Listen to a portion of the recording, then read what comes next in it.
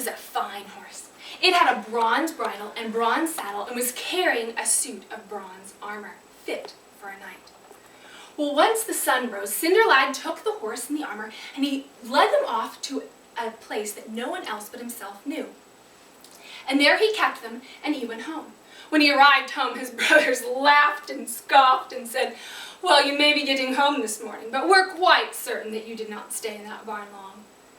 Cinderlad just said, "I stayed in the barn until the sun rose."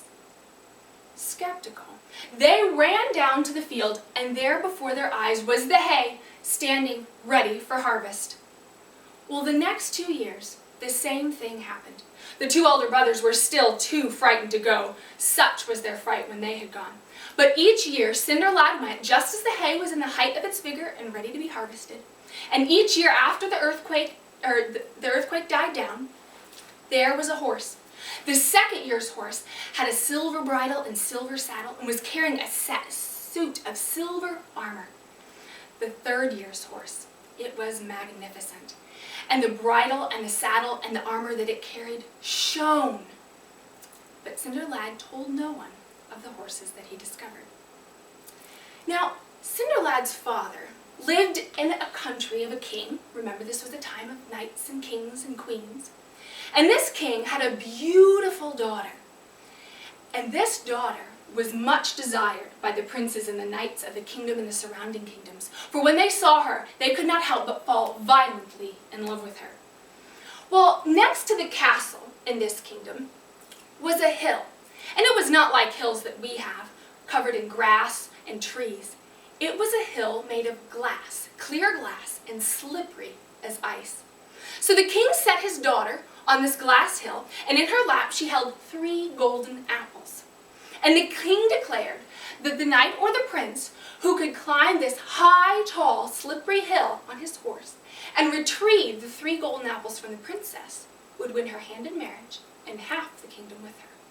Well, news of this spread, so that many, many knights and princes gathered at the castle on the day that the king had appointed in October for the contest. All the villagers also traveled to see who it was that would win the hand of the princess. And among those that went to view the contest were the 2 older brothers. They would not allow Cinderlad to accompany them, for they said he was too dirty to be seen with them, and it would be embarrassing. So the 2 older brothers went to the contest, and when they arrived, the princes and knights were trying to scale the hill. But they could not get even 6 feet up the hill, for as soon as their horse stepped on it, they slipped down. So they rode and they slipped, and they rode and they slipped, and they rode and they slipped. Not one could scale the hill. Well, they kept going. So great was their desire to win the hand of the princess, until finally the horses were so tired and hot from all their effort that they were going to have to call off the contest for that day. Just as the king was to announce this, amongst the fine company rode a quiet knight. He was dressed in a bronze suit of armor, and his horse had a bronze bridle and a bronze saddle. And he rode up to the hill, and he rode right up the side of the hill, effortlessly. He kept going up the side of the hill, much to everyone's astonishment, until he made it a third of the way up, where he stopped and voluntarily turned his horse around and went back down the hill. Well, the princess, who had seen him coming up, hoped that he would make it, so fine a knight was he. And when she saw him turn around, she thought quickly, took one of her apples and threw it towards the knight, and it rolled into his boot.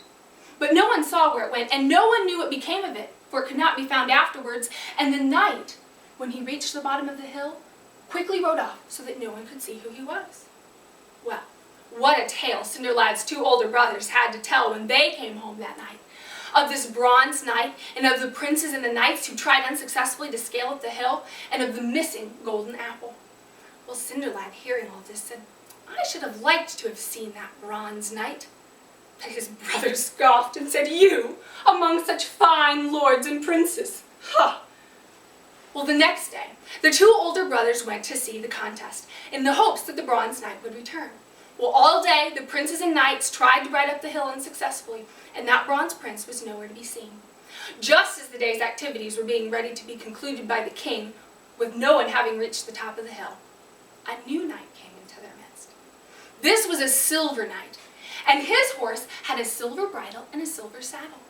And he rode straight to the foot of that hill, and he went not 1/3, but 2/3 of the way up. But then he too stopped and went back down the hill.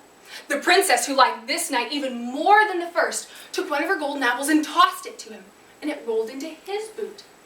But when he reached the foot of the hill, he rode off so quickly that no one could see who he was.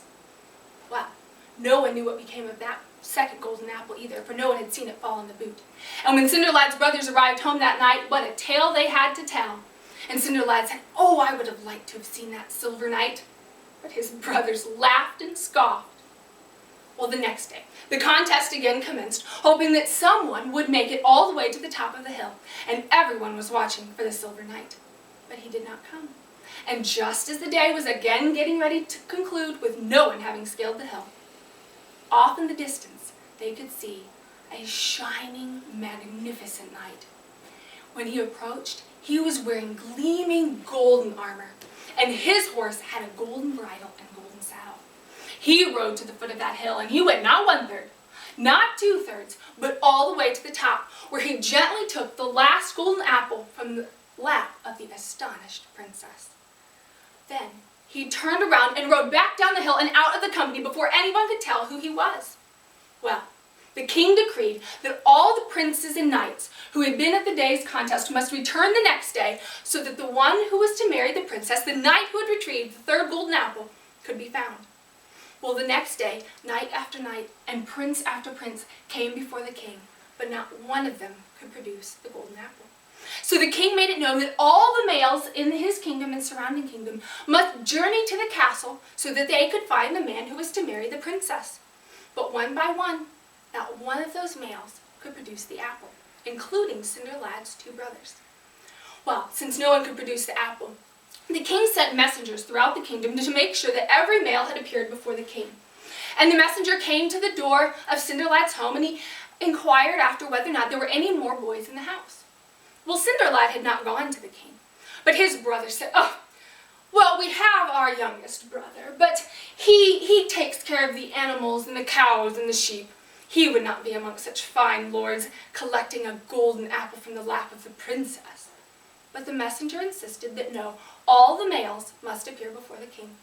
So Cinderlad journeyed to the castle, and the king said, "Do you have the third golden apple?" Cinderlad paused, smiled, and said, "Yes. In fact, I have the first, the second, and the third." Everyone was astonished. And then Cinderlad took off his dirty, farming, smelly garments, and there beneath was the golden armor of the third knight.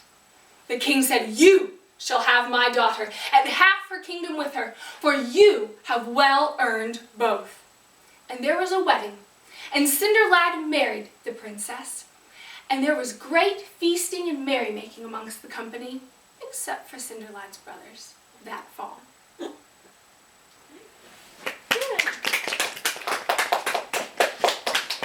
You're clapping your little